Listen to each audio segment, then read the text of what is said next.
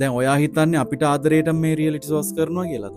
එහෙමම හිතන්න බෑ. දැන් එතනදි පොඩි සපෝට් එකක් තියෙනවා අපේ ඉමේජ් එක හදාගන්න, ප්‍රසිද්ධ ගායකයෙක් වෙන්න, ප්‍රසිද්ධ මේ රංගන ශිල්පිනියක් වෙන්න අවස්ථාවක් ලැබෙනවා. ඒක හරි. ඒක වටිනවා. හැබැයි ඔයා හිතනවද මේ දැන් මේ වෙනකොට එපිසෝඩ් ගණනාවක් යනවනේ.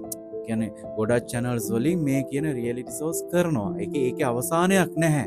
සමහරක් channels තියෙනවා ඒක ඒ අවශ්‍ය තැනට ආවා සීසන් 3 or 5 4 හරි කොතනදි හරි යාලා ඒක ටික කාලෙක නවත්තනවා.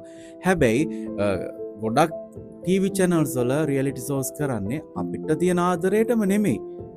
එයාලගේ channels පවත්වාගෙන යන්න, එයාලා එක්ක මිනිස්සුන්ව තියාගෙන ඉන්න, එයාලගේ channel එක තමයි වැඩිම බලන channel එක බවට පත් කරගන්න.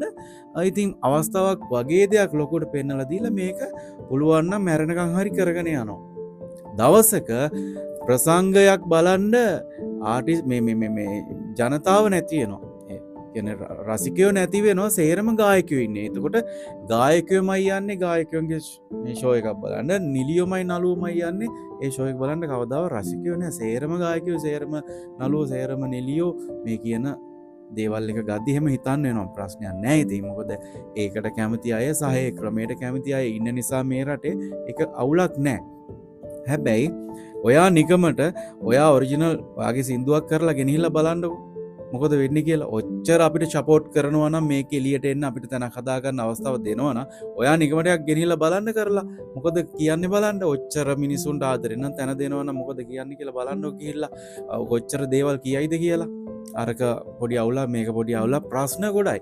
හැබැයි ඔයා පොඩ්ඩක් හෙළුව පෙන්නලා කරලා ඔයා YouTube හරි Facebook හරි TikTok කරා ඔයාගේ චරිත පොඩ්ඩක් හදලා ගන්නකො. views පොඩ්ඩක් සාමාන්‍ය යන මට්ටමට හදලා ගන්න. image එක එළියට එන විදියට.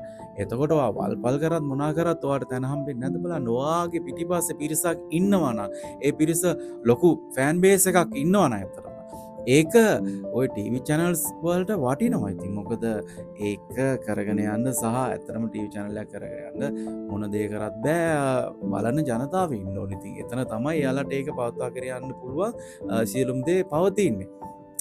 ඔය මිනිස්සුන්ට හැමදේම කරනවා, මිනිස්සු වෙනුවෙන් හැමදේම කරන්නේ කියලා එහෙම හිතනවා නම් සමහරක් තැන්වලදී සමහරක් දේවල් මිනිස්සු වෙනුවෙන් කරනවා. හැබැයි ගොඩක් අපිට පෙන්වන්නේ අපිට කරනවා කියලා. නමුත් දැනෙන්නේ සමහරක් වෙනස් විදිහවලින් හිතනකොට අපිට කරනවට වඩා එයාලා අපෙන් කරගන්නවා කියලා තමයි. ඒක සමහරක් අවස්ථාවලදී දේශපාලනය වගේ ඉතින්